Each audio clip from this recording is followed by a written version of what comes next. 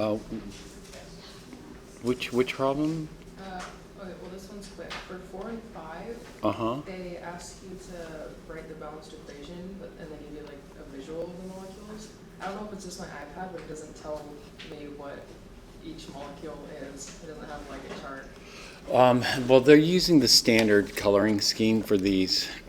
And so in the standard scheme, what we have is yellow, is like sulfur, and then they have other colors. It's not always, strictly adhered to, but white is usually hydrogen, blue is nitrogen, so this is N2H2. N2, actually H4. N2H4 is dinitrogen tetrahydride. And then this would be oxygen is red, so this would be N2O4. And then red would be oxygen and 2 hydrogens. This would be water, and this would be N2, nitrogen gas. All right. Okay. So I did know what they were. I just got it wrong. Okay. And then number 8. I just don't want to do that one. And I think there's one that says trust. Number 8. That there was on the last semester. Yeah. This is a very common problem that we have. So iron ore contains iron 3 oxide and other stuff. The iron 3 oxide is heated with excess carbon, coke. Metallic iron and carbon monoxide gas are produced. And so what we have is the other stuff is inert when we add excess carbon. And so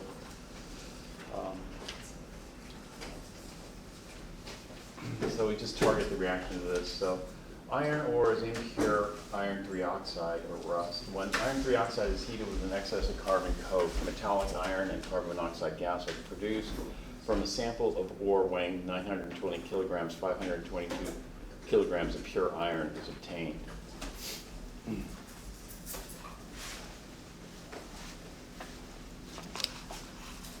So in this particular problem, what is the mass percent of what is mass percent? Well, we could do different mass percents. So for example, I could have asked you, what is the mass percent of iron in this ore? The mass percent of iron in this ore would be 522 kilograms of iron, pure iron, divided by 920 kilograms of ore. So it'd be more than 50% here, maybe 60% roughly iron. But what they're asking is they want the ore component, iron 3 oxide. So we have to do a little bit of stoichiometry. So we just go from kilograms of iron. I would do this myself. I'd go kilograms of iron to grams of iron. Grams of iron to grams of, or not to grams, but moles. We could use a percent by mass too. You know, sometimes the percent by mass data is already collected. So if we know the percent by mass, Fe2O3, there, it's a possibility. And so let's see how they do it. It looks like they use the percent by mass. I wouldn't have used the percent by mass here. I would have done it like this instead. Let's see if Word is going to work.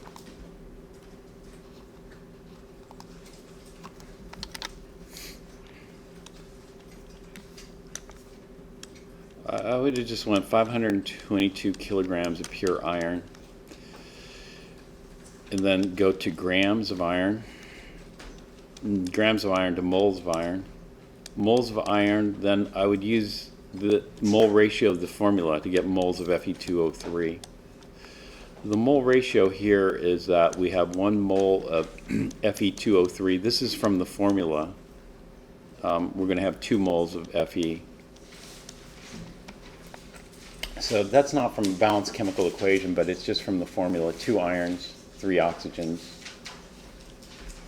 So, and then I'll go to grams of Fe2O3 and then kilograms. Actually, I'm going to erase this here.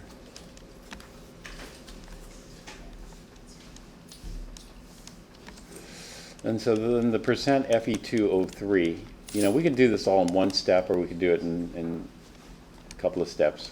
So once we get the kilograms of Fe2O3, we'll just divide it by kilograms of ore times 100%. We could do something like that. But a more common percentage would be the percent iron in the ore, because that's what people are interested in. They're interested in the iron, not necessarily the rust or the Fe2O3. Okay. All right. Any other questions?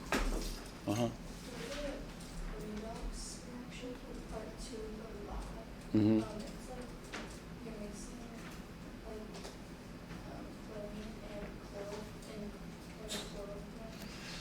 Yeah, that, let's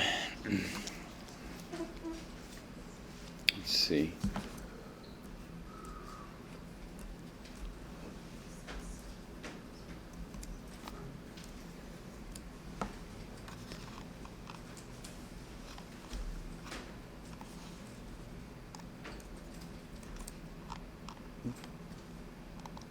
That is not a chemical reaction, and so what we do in that particular case is, if you take chlorine aqueous and mix it with chloroform, chlorine is fairly nonpolar, and water is very polar, but chloroform is fairly nonpolar. You can tell it's fairly nonpolar because water and chloroform don't mix. They form two separate layers. It's like oil and water.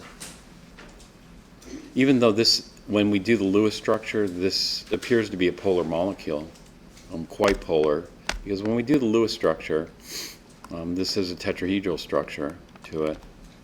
And so if we were to draw out the Lewis structure for this, I'd say it's polar.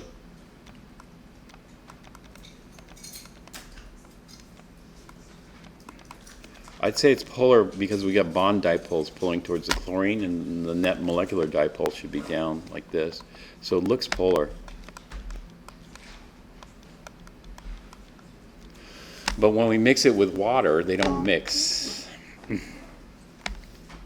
And so this is a physical process, but this physical process we're going to represent using an equation. We do equations for both physical processes and chemical processes.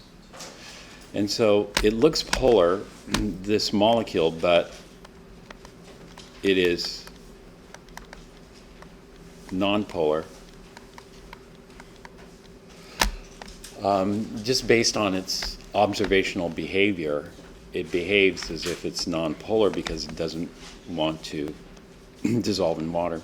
And so we're going to have chloroform, but now the chloroform, if we do a proper extraction, will be extracted into the chloroform layer. The chlorine will be extracted in the chloroform layer.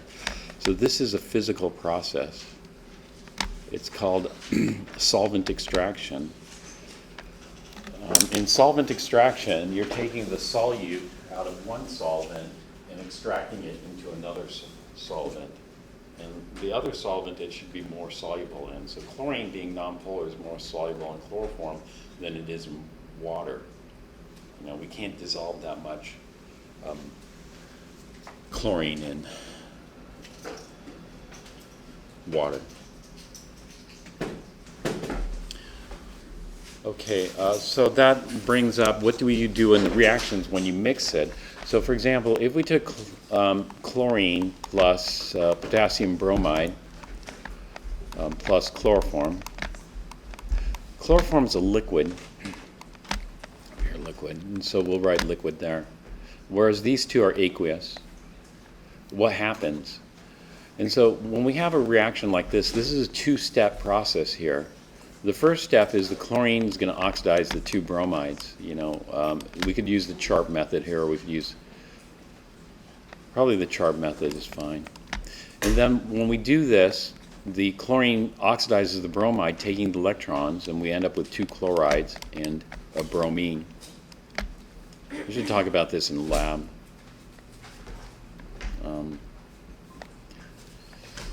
but this is related to lecture, so I guess I'll do this. And then for the solvent extraction, what we're going to do is we're going to show an additional arrow here with CHCl3 liquid addition. And so we're going to take bromine aqueous, and then we're going to make bromine CHCl3 here. We're not going to solvent extract the chloride. The chloride is just too polar to dissolve in the chloroform. The chloride's a monopole, what we call it. It just has a single charge. Why do you write the chloroform as like a subscript next to the chloride? It's just to say it's this. We're taking bromine from the aqueous phase into the chloroform phase. And so What is that? aqueous means what? Dissolved in water. What this means is it's dissolved no longer in water. The bromine is now dissolved in chloroform.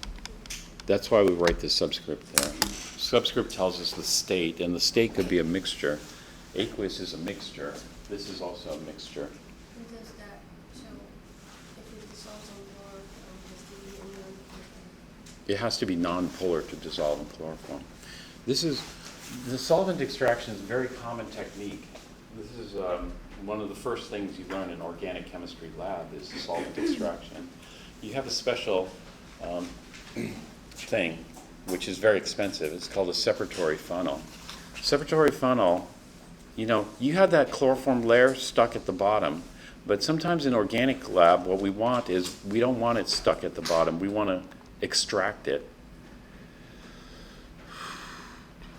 Let me see.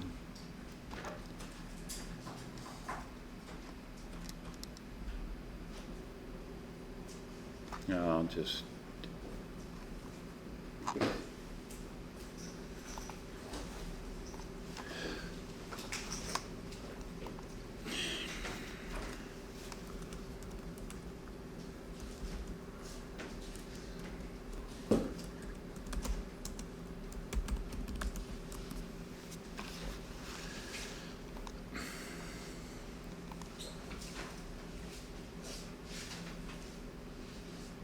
So we have something called a separatory funnel. Ooh, you get 20% off. You might need that because if you break one of these, how much are these now? $337 for a small, $450 for a large. If you break one, and people break these all the time, it's going to be a big bill. Organic bills can be very large, like in the hundreds of dollars, or many hundreds of dollars. Break some of the expensive glassware. But anyway, the chloroform would settle down to the bottom, so an easy way to do this is just to drain it out, and then you can separate the chloroform layer from the other layer. Or if you have oil, the oil would float on the top, so you can drain the aqueous layer down here. And so it's an easy way to separate two layers for a solvent extraction. It's a very, very common technique. Using the separatory funnels, you use this all the time. Maybe they need to make them out of plastic, polycarbonate or something. I don't know. It's so expensive. $450. I broke one, but it was only like $200 at the time, maybe, or $100. I don't remember. My total bill after organic chemistry is like $250 in breaking glassware. Yeah, it's pretty expensive. How is that one more like special than just a regular funnel? Like if things are just gonna floating. No, because you could stop it any time you want. Regular funnel is just going to continue draining due to gravity. This one you can close. This is like a direct stopcock right here, so you can just close it when you want. You drain off the bottom. It allows you to control it. It's not a funnel, it's just separating two liquid layers. You have two immiscible liquids. Immiscible means they don't dissolve in one another. And then you can separate the two immiscible layers. Let's say you have oil and water. This would be great. Let's say there's an oil spill, you scoop it up and then you can separate it using a SEP funnel, but it's not practical. Let's say if there's an oil spill you want to get rid of. There's been like a bunch of oil spills growing. in Santa Barbara, there's been a bunch of oil spills, around here too, I'm sure. But, you know, how do you clean up all the oil? All the birds get coated in oil and stuff. And so if somebody developed something giant like this, it'd be pretty easy to separate. Put all the ocean water in there, and then you can just leave the oil in the sep funnel and have all the water down at the bottom. But it seems like the pyramid system doesn't seem that complicated. It just has a whole everything. It's not that complicated, but glass blowing is complicated, you know. And this is a ground glass joint here, or it might not be. The top is a ground glass joint. And that ground glass joint requires some machining to do. It's a glass stopper machine on the top, and it's very tight fit. And so that's actually made using a machine that grinds the glass, smooths it out. And then, you know, glass blowing is not easy. I've had much more expensive pieces of glass than this, you know. At all the major departments, they have a full-time glass blower. And so you can ask them to make you a custom piece of equipment. So I've had lots of custom pieces made, like thousands of dollars worth of custom glassware made. You know. Fortunately, I didn't break any of those. But, you know, $250 is cheap in the relative scheme of things, because there's this rumor going around the chemistry department at UCLA that one of the grad students accidentally dropped or lost, or something happened. It was $36,000 worth. It was only like 100 or 200 milligrams worth of chemicals, and it's gone, you know, lost due to poor technique. Anyway, so that was the gossip around the chemistry. That type of gossip happens. All right, any other questions? I need to get through chapter 7. I want to do all of chapter 7 on exam 2. So we have that little bit of extra time rather than splitting it up.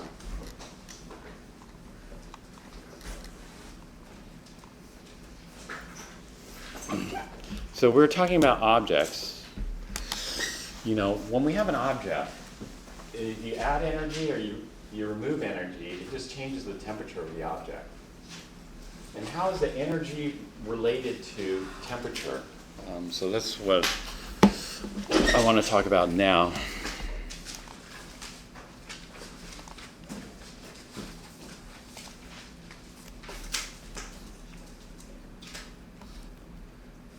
This is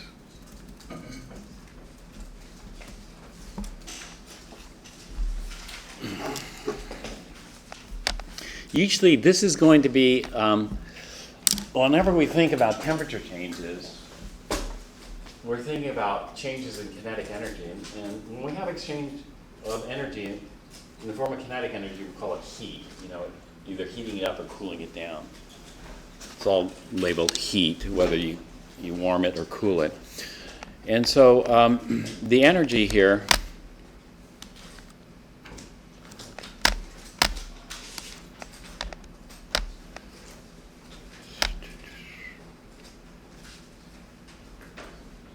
actually, let's talk about objects.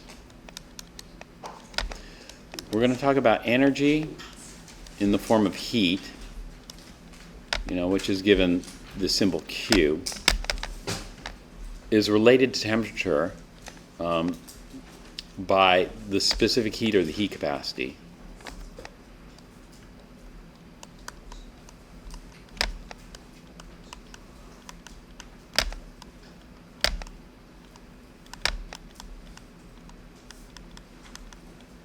So this is for objects, and so let's take a look at the heat capacity here next. And so when we think about heat, it's just this thermal energy transfer. You know, it's kinetic energy transfer from a hot object. It's like if you touch a hot object, you're feeling that kinetic energy. And that kinetic energy is going to be transferred to your skin. is kinetic energy. It's proportional to temperature. Temperature is a direct measure of kinetic energies. So in other words, temperature is directly proportional to kinetic energy, average kinetic energy. It's an intensive property. Energy is always an intensive property. And so it depends on how much energy you have. You could have lots of energy or a little bit of energy. It's intensive. It's an intensive.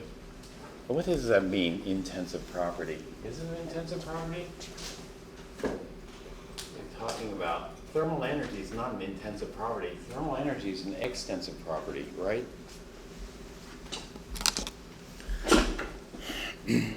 When it's related to temperature, it's an intensive property. But in general, energy is extensive.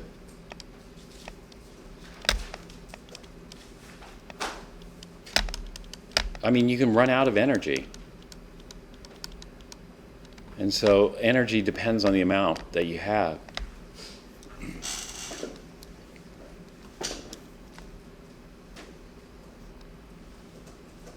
Heat is the exchange of this kinetic energy here.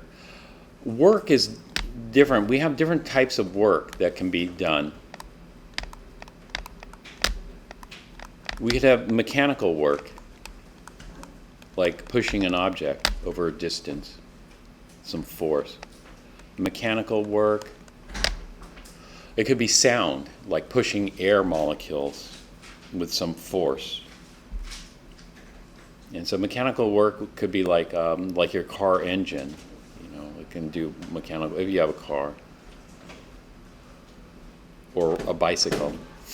But we have other types of work, too. The other type of work is electrical work.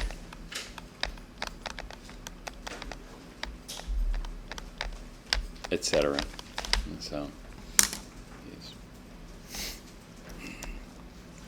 energy changes, which we call delta E, is equal to the heat exchanged plus the work exchanged between the system and surroundings. So if there's been an energy change, because the first law of thermodynamics says that the energy is constant, the energy before and the energy after. So what we're looking at is the energy change of the system. Wait, so when is energy an intensive property? It's an intensive property for with temperature. With temperature, here it doesn't matter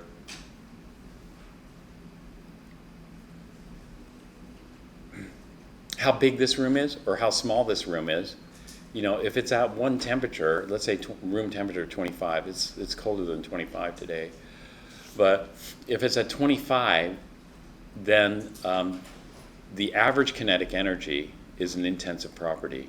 That is the average kinetic energy. And that goes for any object in thermal contact, because the air is in contact with this camera.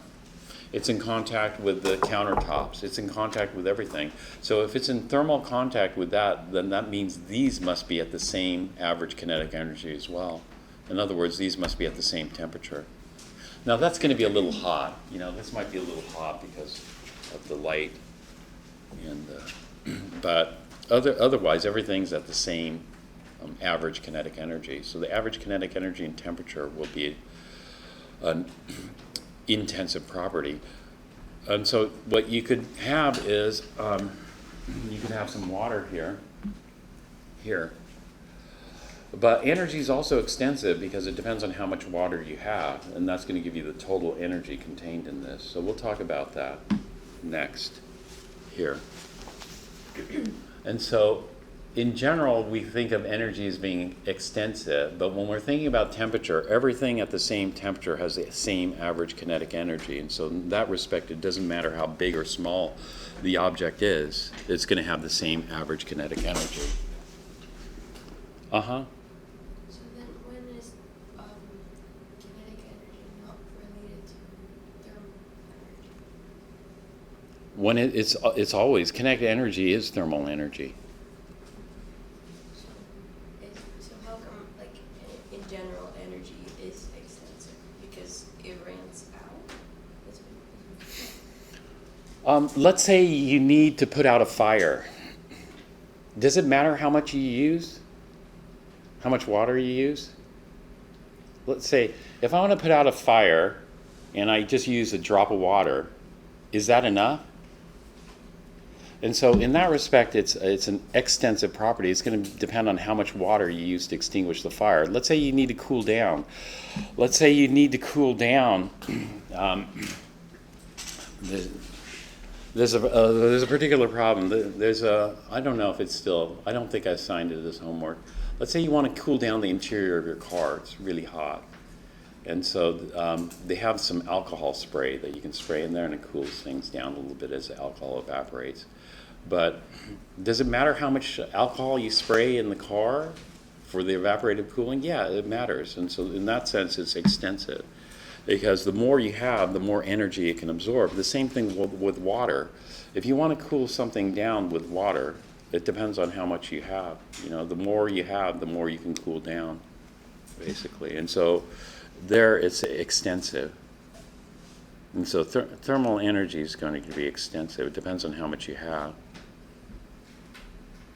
So if we have 50 grams of water at 25 degrees C, that has less energy than 100 grams of water at 25 degrees C. It has half as much energy, even though they're both at the same temperature, even though they both have the same average kinetic energy. I think when we do some examples, you'll see.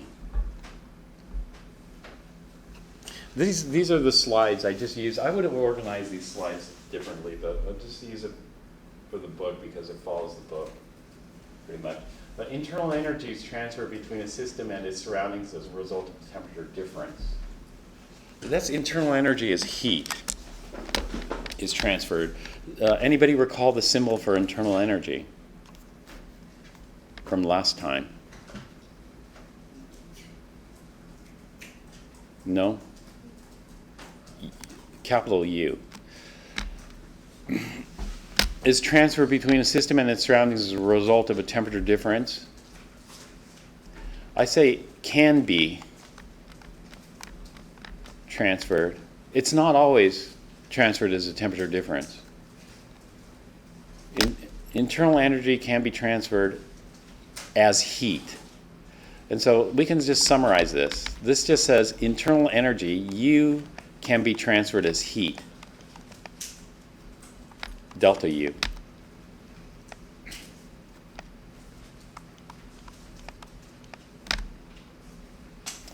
If it's transferred as heat, heat flows from a hotter to a colder object.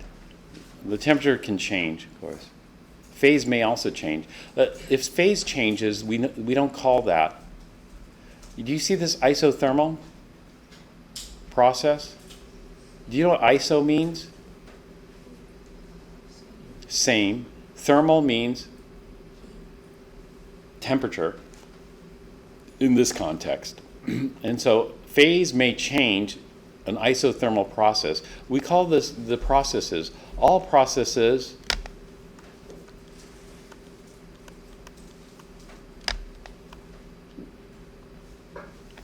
are going to be treated as isothermal.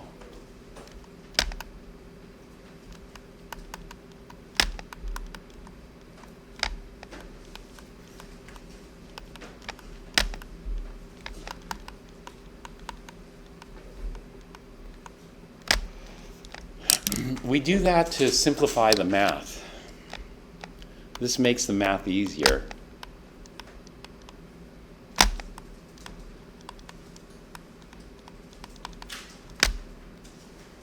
And most are.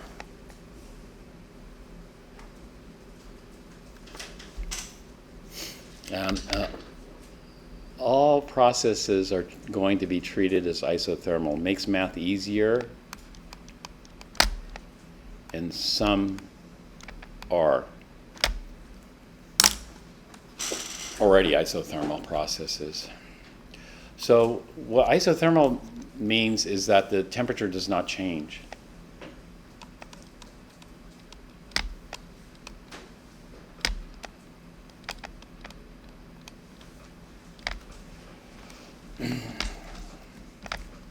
So as you recall, we have to start dealing with some equations now. When we look at U is equal to the sum of the what? U is equal to E, which is equal to the sum of the kinetic energy plus the potential energy. And we have delta U. Delta U is going to equal the change in kinetic energy plus the change in potential energy.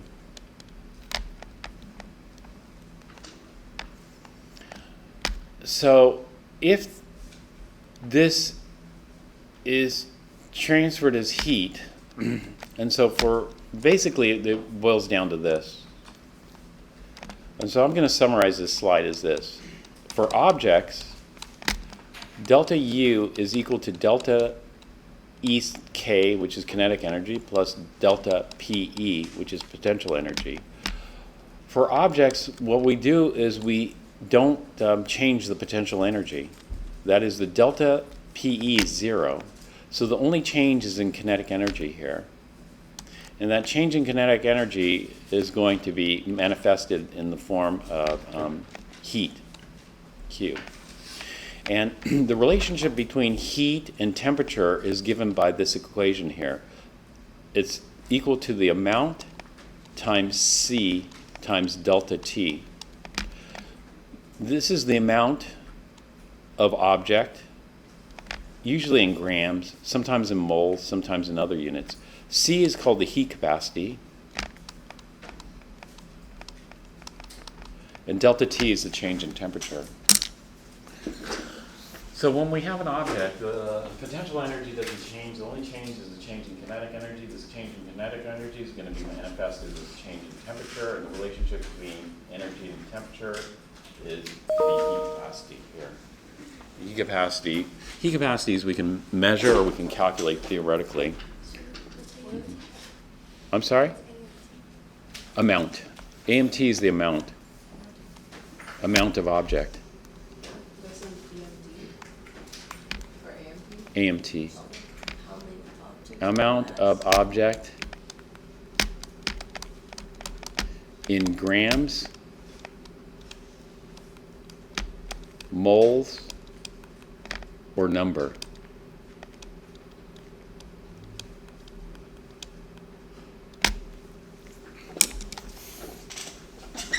If we have it in grams, then this equation is Q is equal to M, the mass, times C times delta T, MC delta T. This is a very familiar equation in intro. However, we don't always measure it in grams. Sometimes we measure it in moles. So if the amount is in moles, we use a different heat capacity. If we have the heat capacity in grams, we could use something called specific heat. If we have moles as the amount, we use the heat capacity as the molar heat capacity. If we have it in number of objects, then it's just the heat capacity of an object. And delta T is the change in temperature. If it's a process, then what we do is we don't allow the temperature to change. Isothermal means the temperature doesn't change. If the temperature doesn't change, was there any change in kinetic energy? No. And so the delta E sub K is 0. That means all the change is in terms of potential energy here. We just established that delta U, delta potential energy is 0. Like on that side. With the Yeah. This side here? and then the pink that has like the arrow. Yeah. Yeah. Here, it's the opposite here. So now the pink arrow is on this side. Kinetic energy doesn't change. Let me give you some examples. I'm going to have a number of examples we can look at. And the change is strictly in potential energy. Well, when would you use that versus that? If it's a process, we use this. If it's an object, we use this.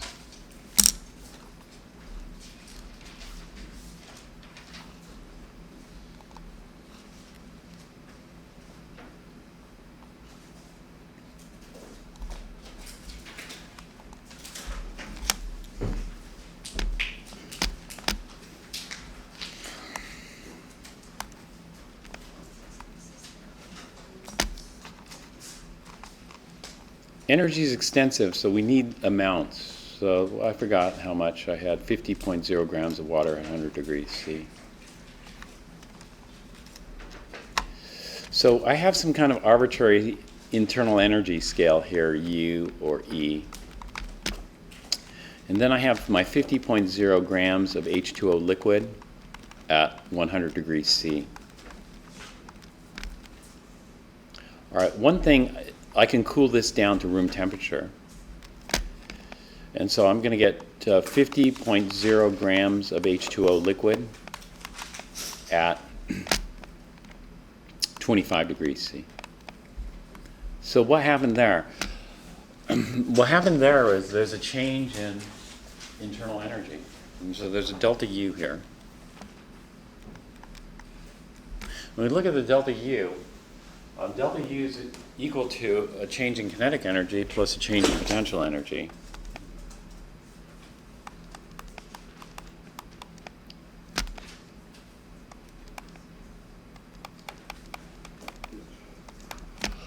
But when we look at the potential energy is chemical potential energy, which I talked about last time.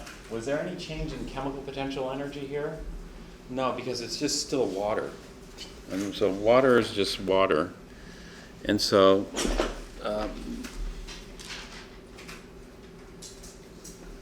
there's no change in chemical potential energy here. And so the change is strictly in kinetic energy here. And this is equal to Q plus W. Was any work done, like mechanical work or electric? Did we generate any electricity? Did we pull up any weights? Do anything like that? No. And so this change in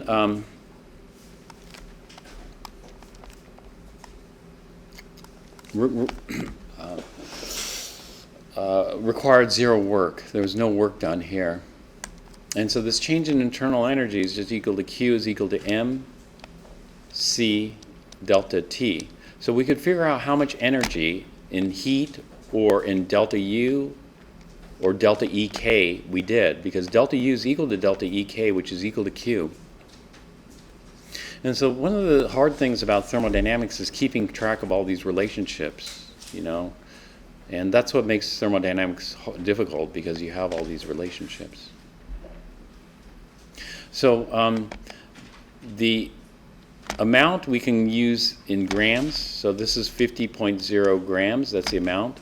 The specific heat of water can be determined from experiments, 4.18 joules per gram degree C, and delta T here is going to equal,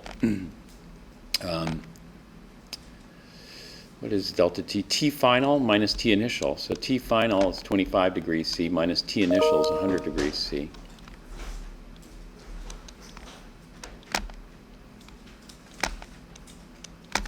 And that's Q.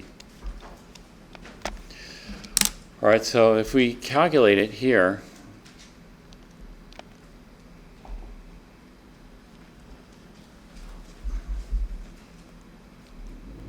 we have 50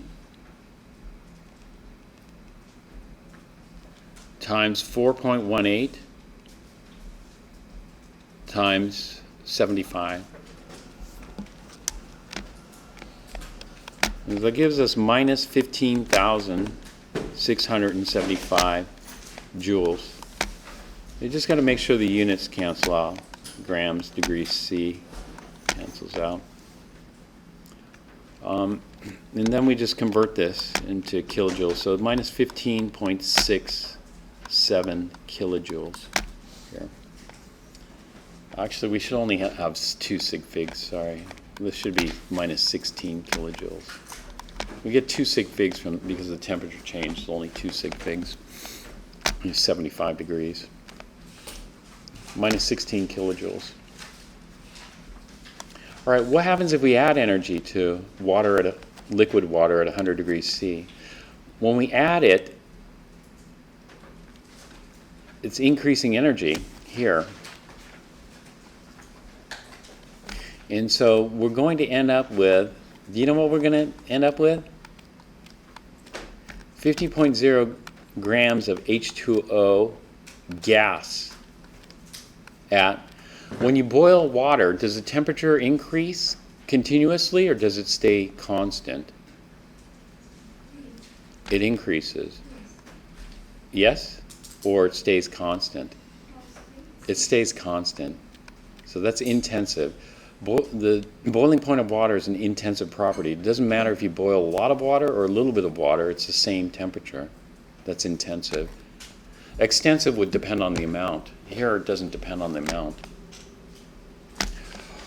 All right, so delta U is equal to delta EK plus delta PE.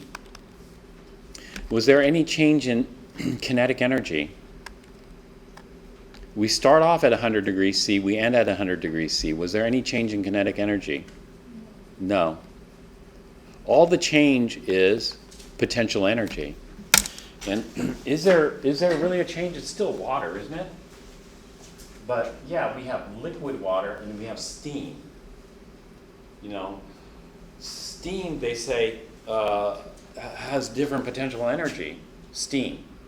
Steam burns are much worse than liquid water burns. Have you heard that?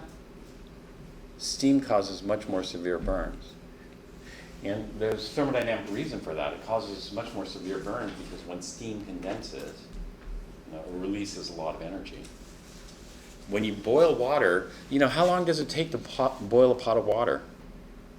How much energy do you have to put into that pot of water to get it to boil? Quite a lot, right? And since energy is conserved, what happens is when that steam condenses back into liquid water, you know what happens to all that energy that you use to boil it? It's released. And if it gets released into your skin, it causes, severe burns, 2nd, 3rd degree burns. And so we can figure out how much that is here.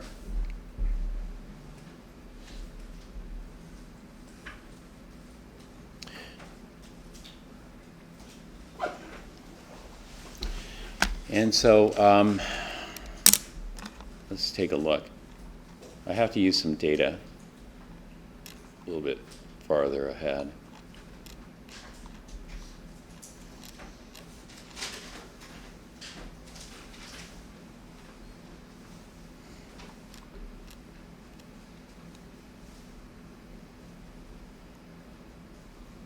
Actually, I don't know if I have it in this chapter.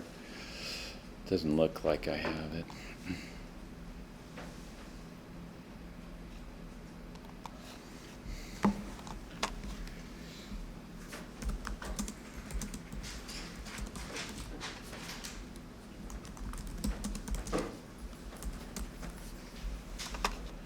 $2,260 joules per gram. 2260.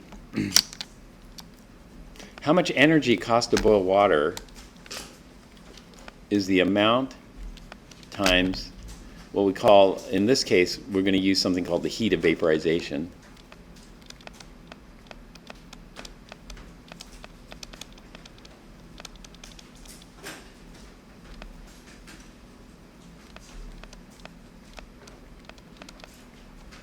We're going to put quotation marks around heat. 2260 kilojoules per gram. And so we have 50 grams. So I'll do 50 times 2260. This gives us 113,000 joules of energy, which means it's 113 kilojoules. I thought it wasn't. I'm sorry? I thought it wasn't. Oh, it is, oh, yeah, you're right, it's already in kilojoules. This is kilojoules here.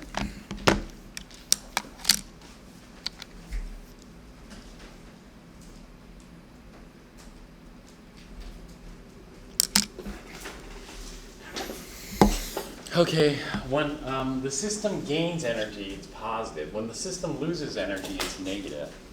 And so we just drop down in energy or we go up in energy. The drop down here is only 16 kilojoules, but the increase is, this is not the scale.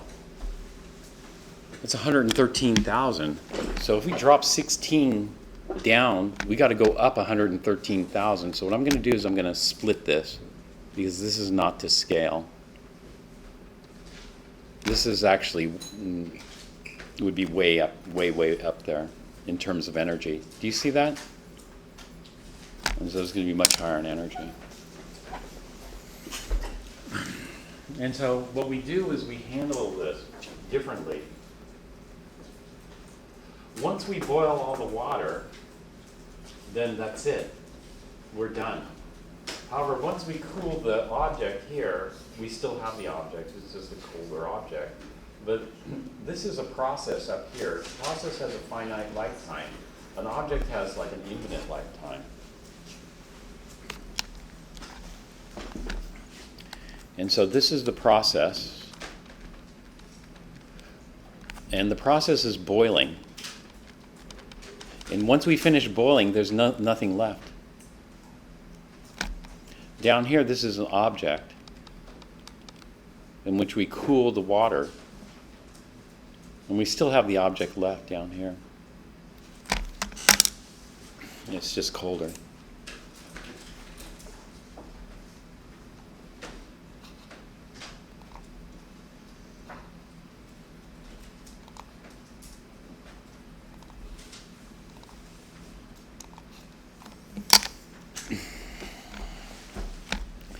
So we can do it like this. Let's say I have 523 grams of iron solid.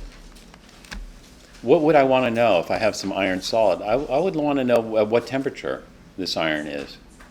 And so let's say this iron is at 315 degrees C.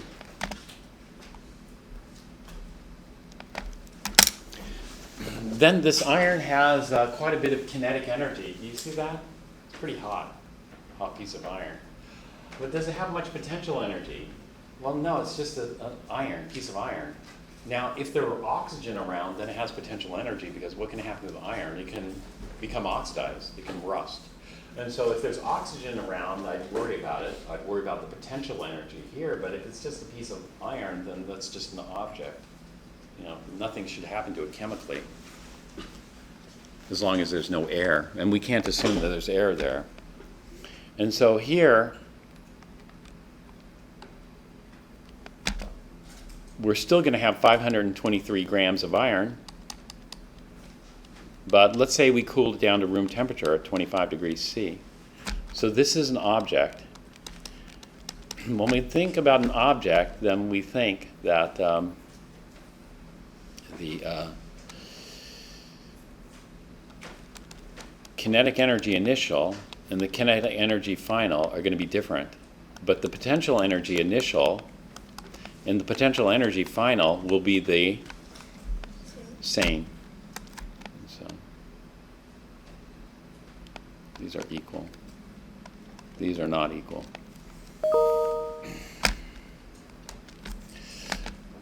All right, let's say I have some methane gas and oxygen gas at 25 degrees C. I could treat this as an object. For example, if I treat this as an object, I might warm it up or cool it down, right? Or I could just let it react, because this has potential energy. It has the potential to react to form what?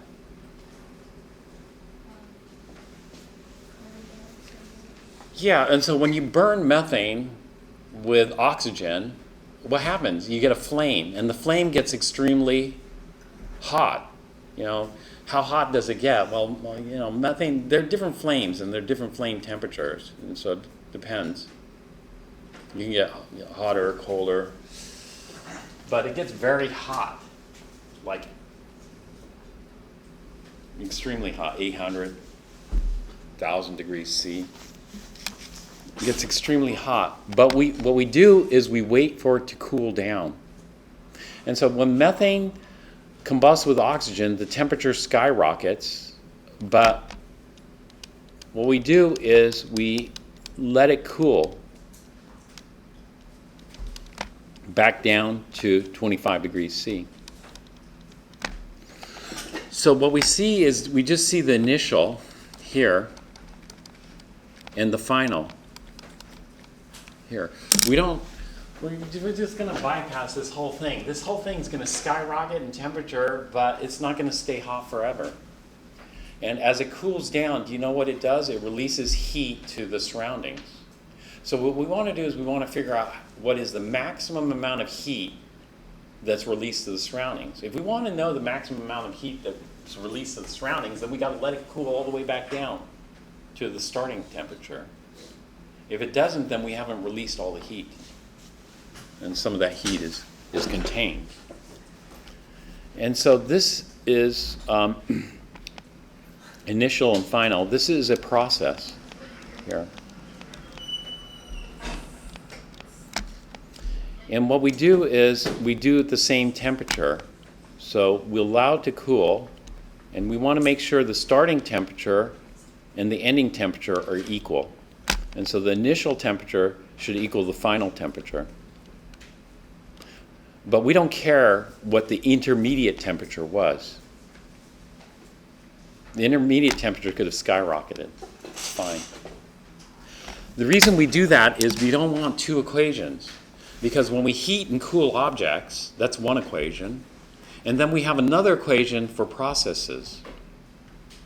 And so to keep our math simple, we always do it this way. Processes always involve,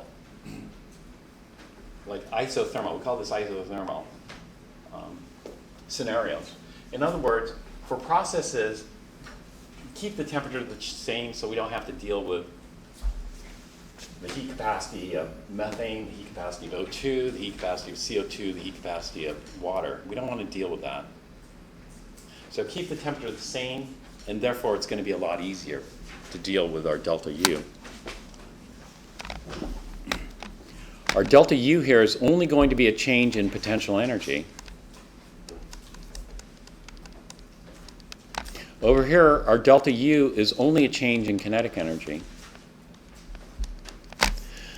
So here, we don't want to cool it down and then do a whole bunch of reactions at the same time and confuse everything. We just want to keep all our calculations as simple as possible. And this is the way to keep your calculations as simple as possible. And so this is why I say there are two types of systems. First, you have to define the system. Is the system an object or is the system a process? That's the first thing you have to do. And then you know how to handle it after that, because we'll do examples of how to handle objects and how to handle processes. Are processes always going to be like chemical reactions? No. Our process is always going to be chemical reactions. No, they're not, because here's a process that's not a chemical reaction. This process is a process of boiling water. So we start at 100 degrees C and we end at 100 degrees C. Of course, we could have boiled the water and then heated up the steam to like superheat it. And so we could have said, okay, I'm going to boil 50 grams of water, and then I'm going to convert that 50 grams of water into 50 grams of steam at 150 degrees C. You know, but we don't want to do that in one step. Well, if we're going to do that, we're going to do it in two steps. So the first step is the process of boiling the water. The second step would be the process of heating the steam up to even higher temperatures. And so we're always going to keep it separate. So for processes, we keep the temperature the same. Yeah, for processes, always keep the temperature the same. If you're starting to mix the temperatures up, sure, you could do that, but then you got to keep track of all the equations in your head. I mean, it's not a problem. It's easy to do if you've done it a bunch of times. But when you're learning it, always keep it separate. Otherwise, you're just making more work for yourself. And even even if you've done it a bunch of times, most people will do it in multiple steps rather than trying to cram it into one equation. They'll just say, okay, this is calculation for step 1, step 2, step 3. And then they'll use something called Hess's law. Hess's law is you just add up all the steps and you'll get the total energy. And then, so for objects, we keep the potential energies then? Yeah, for objects, the potential energy is always the same. It's just a change in kinetic energy. And change in kinetic energy means the temperature changes.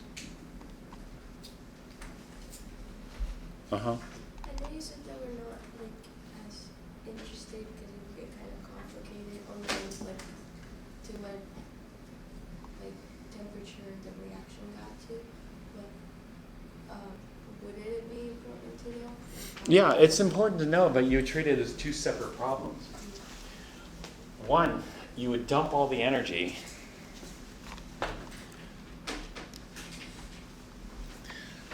You would dump all the energy. Where does all this energy go? Energy is conserved. Energy is neither created nor destroyed. So if you define your system as this process, where does all the energy that gets dumped goes? Into the surroundings. And now it depends on what your surroundings are. If your surroundings is a pot of water, how hot does the pot of water get? Well, once we know how much energy is dumped into the surroundings, then we just take how many grams of water do we have and how much energy do we need to put into it. And so we treat it as a separate problem.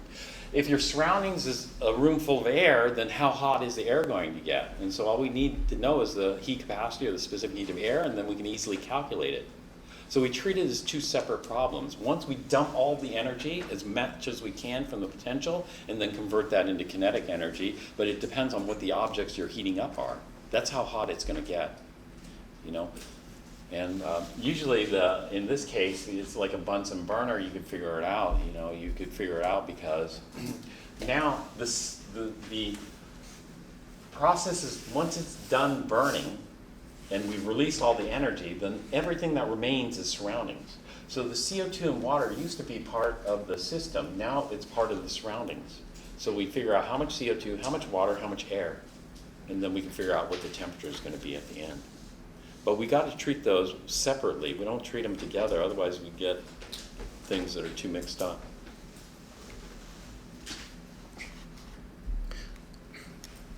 So of course, in other words, we can have an object and process, but we don't want to because it makes the math more difficult. We try to keep the math easy. Joule is the most common unit.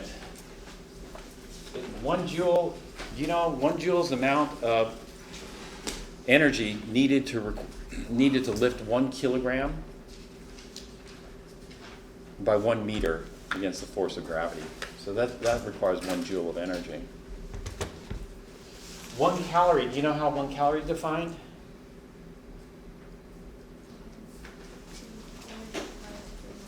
Yeah. A calorie, the definition of the calorie is the quantity of heat required to change the temperature of 1 gram of water by 1 degree C. And because the density of water changes a little bit, it's between, I think, 4.5 and 5 degrees, or 4 and 5 degrees. 4 to 5 degrees, I think.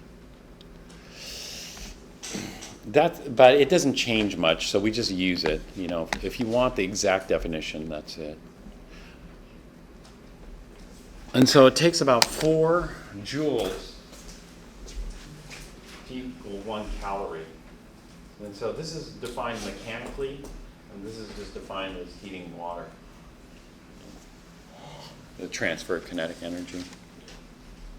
We also have something called the food calorie. I might as well talk about it here. And it has a capital C.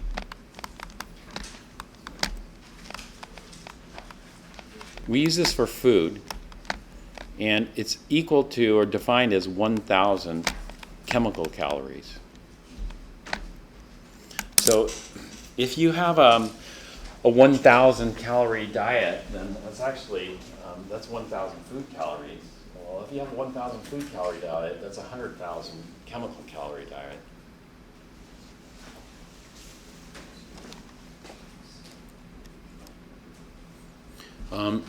So in calories for food, they don't want to say kilocalories. They probably should say kilocalories instead. but it's too much effort. And so that's why they have a new unit called the food calorie. So the heat capacity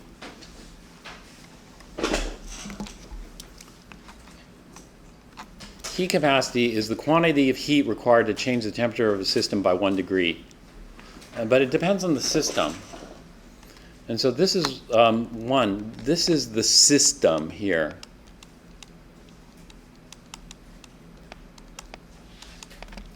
And so we have different systems here.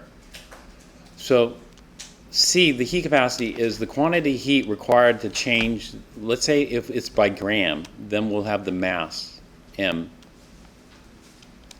delta, well, MC delta T, yeah, delta T. This is the mass. So this would be like grams of water. This is called the specific heat. We'll talk about these. But the heat capacity could also, rather than grams, we could just do moles times delta T. This is called the molar heat capacity.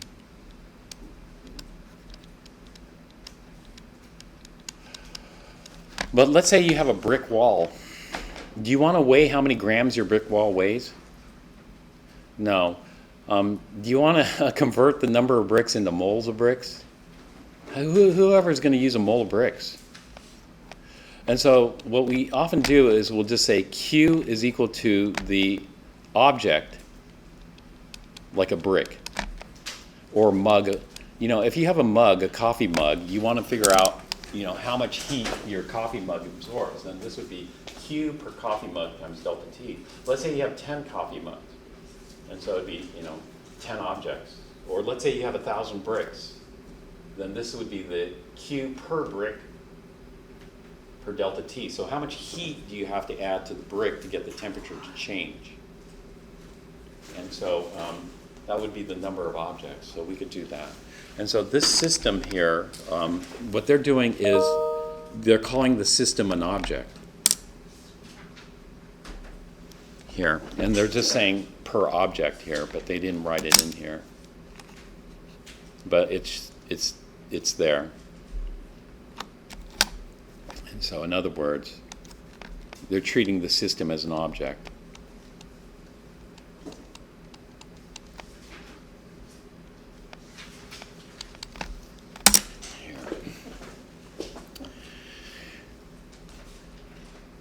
But they should have written it in there.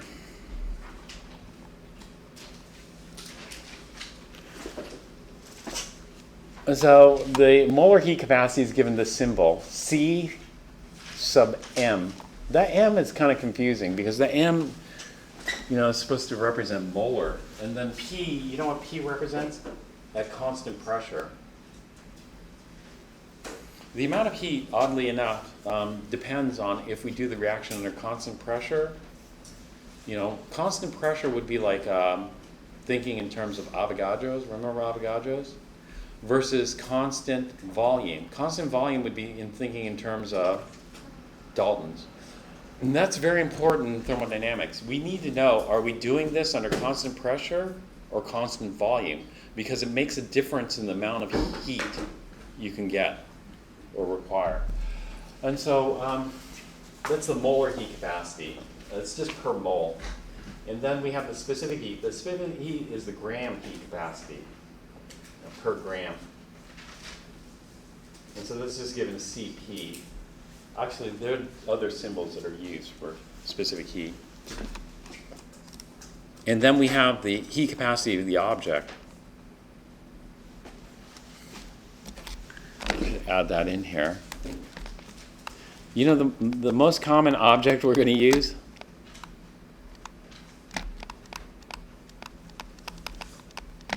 One of the most common objects is an instrument that's designed to measure heat and temperature.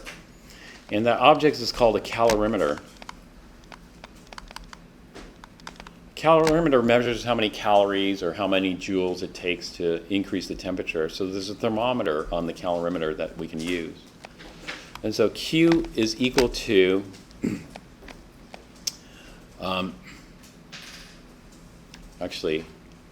should I say? Q is equal to the calorimeter times C times delta T. But how many calorimeters do we usually use? Only one. And so we only use one calorimeter.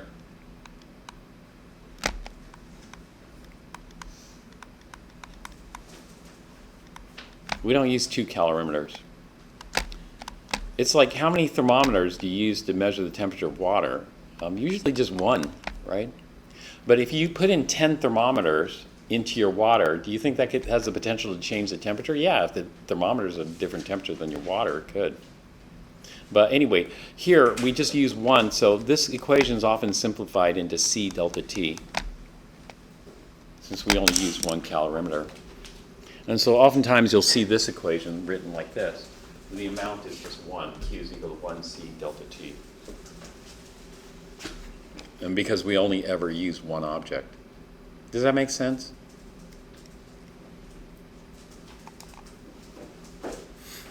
This is the first law of thermodynamics. And so we're going to start doing some calculations based on this. We want to calculate the amount of heat that's transferred between the system and the surroundings. And so, or the energy, you know. And so here, we have to know that the total energy is constant. So any heat that's gained or lost by the system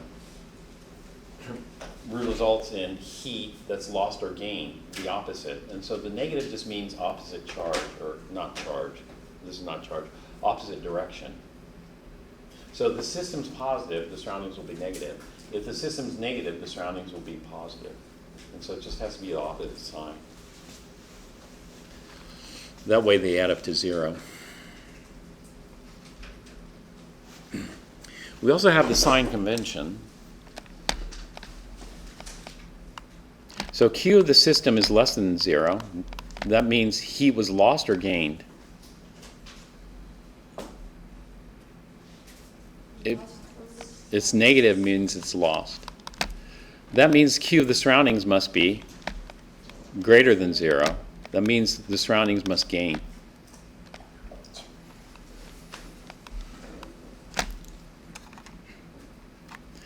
If Q of the system is greater than 0, that means heat was gained. But where did it gain it from? It must have taken it from the surroundings. Therefore, the surroundings must have negative. It must have lost. And the quantity of heat is the same. There. And so if the system gains 10, the surroundings must have lost 10. It's zero sum. There's no win-win. It's got to be win-loss only.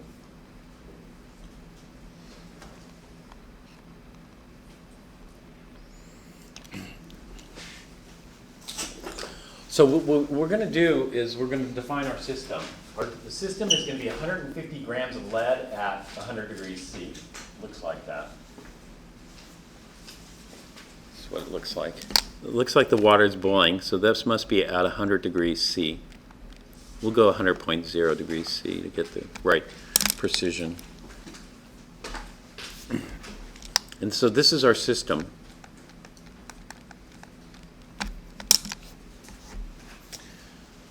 Then we're going to take our system and dump it into this. This is called a calorimeter here. And this looks pretty well insulated, right? So our calorimeter currently is at 22.0 degrees C, and it contains 50.0 grams of water. And so what we're going to do is we're going to take all this lead and dump it into this water. And what do you think is going to happen? Well, the lead's going to cool down, right? And the water is going to heat up. And so what we do is we measure the final temperature of our calorimeter. When we measure the final temperature of the calorimeter, it's 28.8 degrees C. So this is what we're going to do. Our system is this, and our surroundings is this.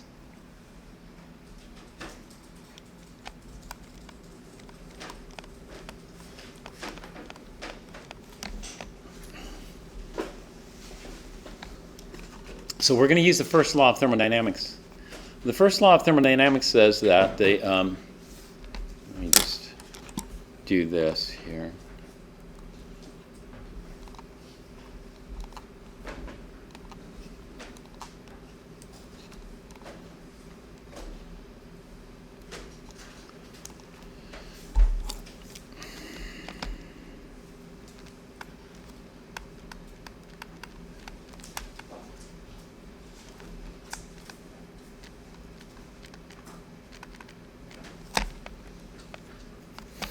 It just says Q of the system is equal to minus Q of the surroundings.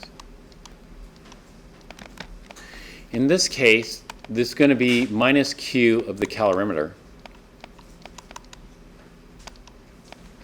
So what does the calorimeter, what is it comprised of? Actually, we're going to simplify it. The calorimeter is comprised of 50.0 grams, so it's going to be minus Q of the water. We have 50.0 grams of water at 22 degrees C.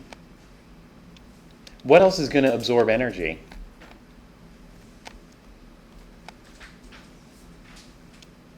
Q of the beaker plus Q of the air that's trapped in there plus Q of the thermometer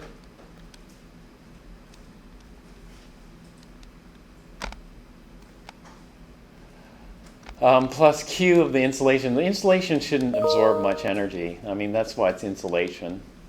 But it could absorb a small amount of energy. Plus, do you see it's not really well sealed? So some heat can leak out of here. Do you see that? And so I'm going to add one more thing here. Plus Q of the rest of the universe. We don't know what's out here. If we knew what's out here, then we can list it. But instead, I'm just going to call it the rest of the universe.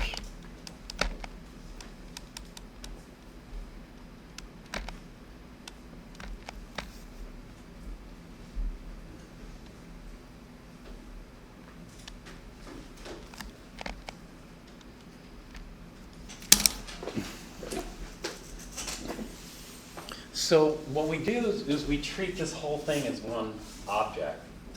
The reason we do that is because we can do something called calibration. That is, we can dump a known amount of heat in here and then see how much the temperature rises.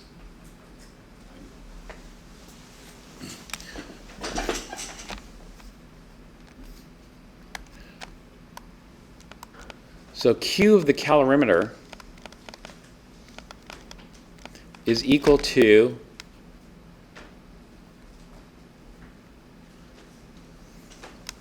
the amount of calorimeters. How many calorimeters do we have? One. Are we ever going to have multiple calorimeters, like 10 calorimeters?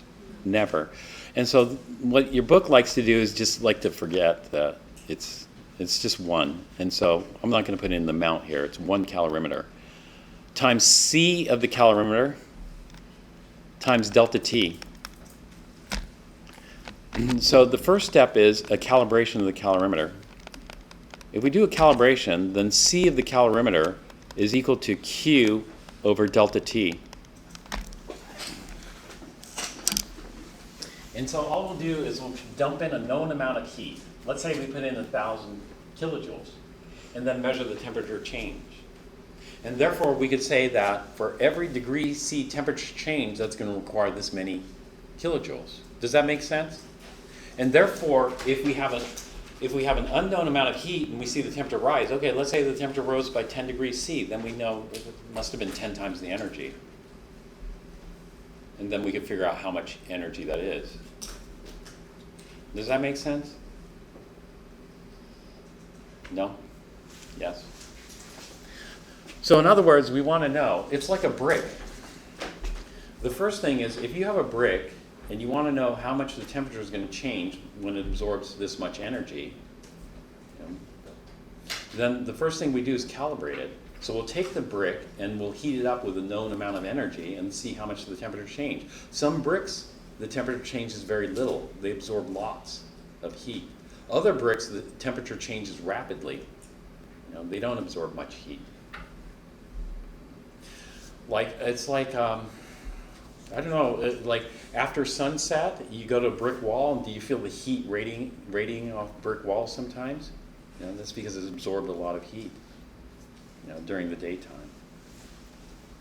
And rock walls do the same thing. So it's the same thing here. We're treating this whole thing as one big brick, and how much energy does that big brick absorb? It's heat. This is the normal way we do it. What's that thing called? Calorimeter. Calorimeter is a device to measure heat and temperature changes. It's actually a device to measure heat. Because what you do is you calibrate the temperature change with a known amount of heat. Therefore, if you have an unknown amount of heat, but a known temperature change, then you can figure it out. And so this measures heat. Does that say a calorie is a kilojoule delta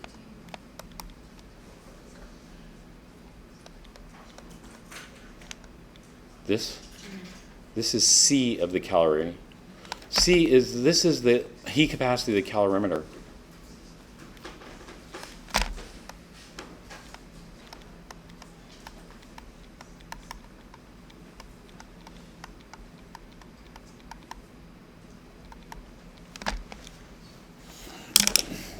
And so any heat that's lost by the lead will be absorbed by everything else. Does that make sense?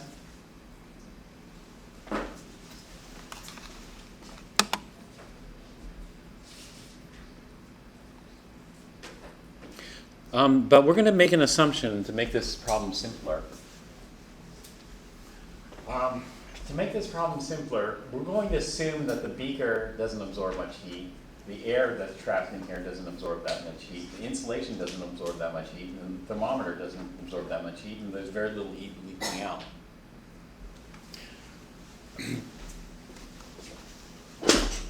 And so to make this problem a little bit simpler, I don't know if it makes it simpler, we're going to take a shortcut. Usually you learn the long way before you do the shortcuts, but we're just going to do the shortcut first and then learn the proper way, the long way.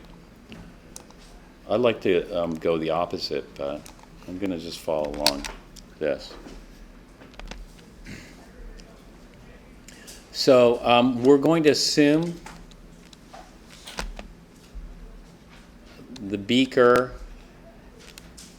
thermometer, etc., absorb negligible heat.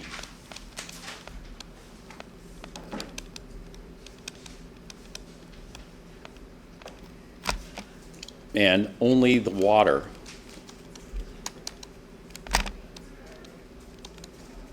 absorbs the heat.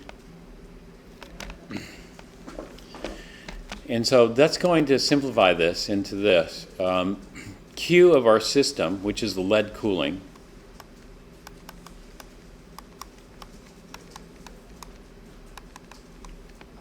is equal to minus Q of the surroundings. Q of the surroundings is equal to Q of the water plus Q of the beaker plus Q of the thermometer. And the beaker, thermometer, the rest of the universe, we're going to treat that as close to zero. Very little heat is absorbed by those.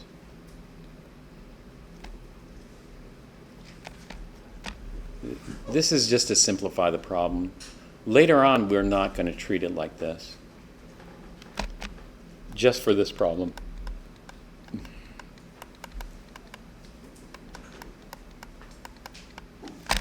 And so all that heat goes into warming up the water.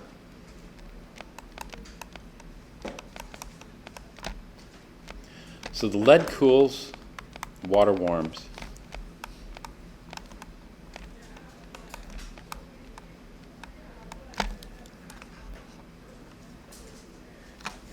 So lead cooling, we can use the mass times C, this is the mass of lead, times C of the lead metal, times delta T. And this is going to equal minus Q of the water. Water is the mass of the water times C of the water times delta T of the water. This would be delta T of the lead. So any heat lost by the lead is gained by the water. And so what we're trying to do is the unknown here is C. We want to measure the heat capacity of the lead. Everything else is known.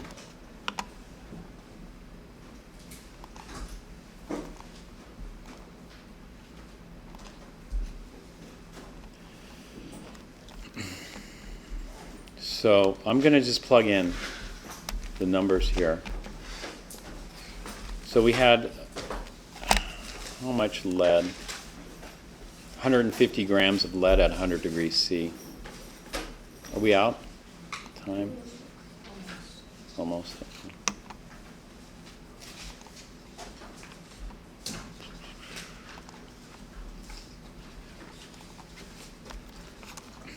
And so it's the amount of lead, 150.0 grams, I think it was, times C of the lead, times delta T of the lead. So the final temperature was 28.8.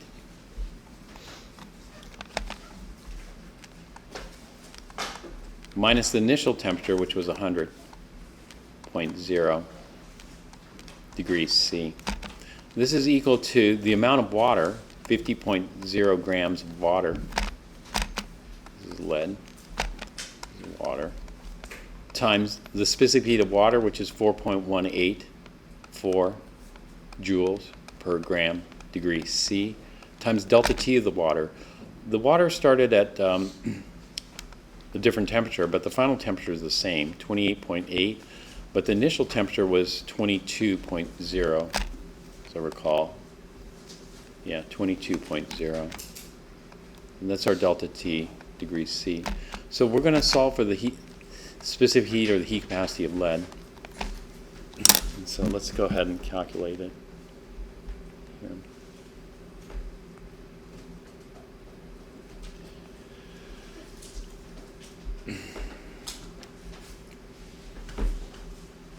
So I'm going to get 28.8 minus 22 is 6.8. 6.8 times 4.184 times 50 divided by 150 divided by 71.2.